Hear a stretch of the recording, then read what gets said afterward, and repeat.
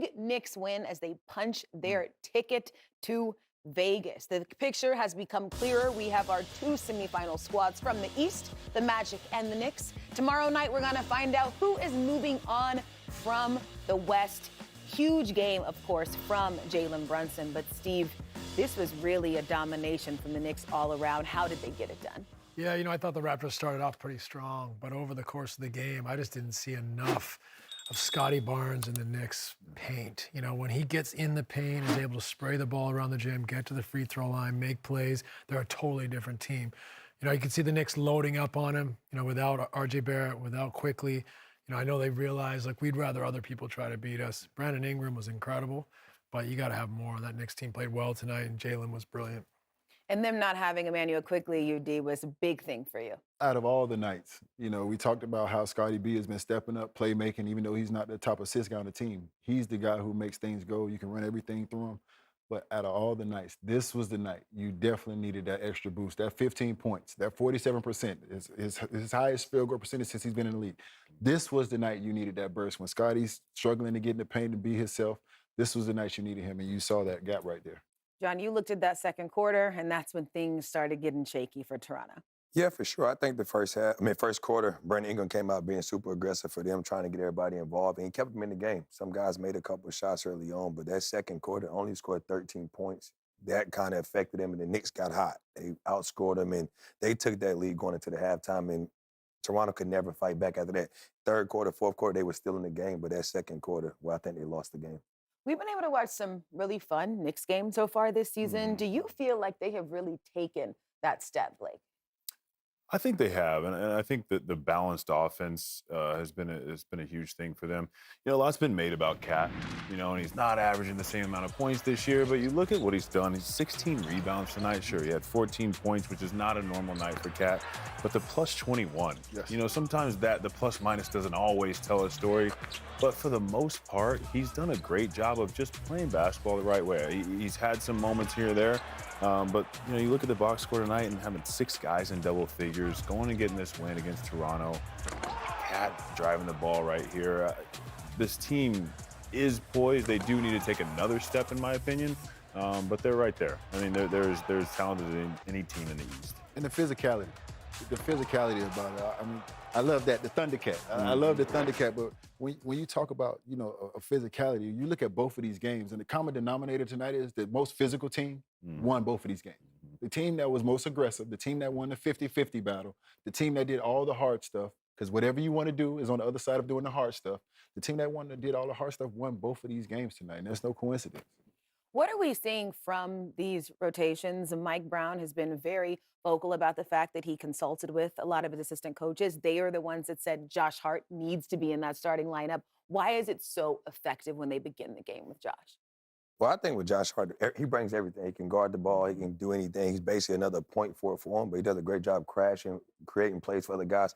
And also, he's shooting the ball well from the 3 this year, so that gives him another dynamic when teams are trying to put the 5 on him. He just makes winning plays. Yes. It's as simple as that. That's crazy. And when you take Mitchell Robinson out of the starting lineup, you need to implement another guy that doesn't need the ball in his hands, that's going to do the dirty work, that's going to get those offensive rebounds and those extra possessions. So even though you take Mitchell Robinson out, you move Cat to the 5, you bring in another guy that's going to do all the same things, just in a smaller size. Yep. You watch Josh and you see him get these rebounds, Steve, and you say, how is he getting his last name? Hart. Yeah. It's all Hart. He's relentless, man. I mean, in transition, too, he's incredible. Offensively, defensively, takes charges. He comes back, makes blocks. Offensively, he's always crashing the glass, getting out in transition. So, it's a full-court player who makes an impact on winning. Absolutely. It is time now for Best Seat in the House, presented by Wayfair. And we got our star of the game, the one and only Jalen Brunson, standing by. JB, what's up? It is Taylor Rooks here. You tied the Knicks franchise record for 3rd most 30-point games tonight. How did you approach this game, knowing that, of course, a trip to Vegas was on the line, but also that you really had to turn it on the road? I mean, the same approach. We're going to a hostile environment. Obviously, their fans are a great fan base, but just find a way to make plays. And I don't know. We need a hot start, and then the ball's going in for me. JB, it's Steve Nash. Incredible game. Man. It's so much fun to watch you play. I wanted to know what the emphasis was in your eyes from Mike Brown to start the season. How did he want you guys to kind of shift focus on the way you guys are playing offensively? Yeah, just playing free. Obviously, we have a lot of actions, a lot of things that we do, and getting to the point where we can read and react off each other. Yeah, we're not trying to come down and do certain things, but if we're in a rhythm and we're playing fast and we can read each other, and that's what's most important. We have our philosophies, and we just got to make sure we keep playing off them and doing what we know that we're going to do. JB, it's Blake, man. Congrats on the win. We were just sitting here talking about Josh Hart and everything he does for your team. I know he's your podcast co-host, and you don't want to give him too much love, but talk about what he does, just the little things, because I think that makes such a huge difference for your team. Yeah, I mean, he gets every rebound. He obviously he plays great defense, and he makes open shots, and he makes the right plays with the ball. And if they're putting two on the ball, and he's able to get into the short pocket and make plays. And his decision making is great. And the things that he's able to do night in, night out, that's just who he is. JB, Udonis Haslam here, man. Just first and foremost, you a bad man. I just have to tell you that. I have to give credit where credit due. You a bad man. And also thank you for the video when Pops was going at you and you took it like a man, because I use that for my son all the time. He is not allowed to cry. You are not allowed to cry. But no, I saw something tonight, and I haven't seen it since the finals when we played against the San Antonio Spurs. When you got pushed to the baseline on that down, and the low man was shed, and we watched Mikal Bridges run all the way around that baseline, and you pitched it to him. I haven't seen that since the finals against San Antonio. Is that something y'all implemented in practice? Was that a little wrinkle that coach threw in, or is that something you guys just worked out? Because usually that low man is waiting for the roll, and he ran that baseline. When did you retire? About 2 years ago. When did you retire? About 2 years ago. Okay, so we played. You guys knocked us out of the playoffs, right? That 2 years ago. You guys are running that. So what are you talking about? You haven't seen that since the Spurs. You guys ran that with Max Strus. We ran that against y'all? Simo? Must be Simo. Yeah. I haven't seen it. Max Strus is hitting Max Strus hit a couple that was a couple threes, years but ago. Anyway, Yeah, you're right. Max did do that a couple years ago. You're absolutely right. You're right. JB, he just brought that up just because he wanted you to say that you knocked him out in the playoffs. No, I did not think it's crazy, but I haven't seen it since, which it's a really good wrinkle that a lot of people don't do because that low man is always waiting for the roll. So I saw that wrinkle tonight, which is very good. Right. It's something that we implement, but it's a read. And sometimes he's going to go, and sometimes he's waiting to see what I'm going to do. But, I mean, obviously we've played together for a long time, so we have chemistry. So it comes natural. Airtime decision, read and react.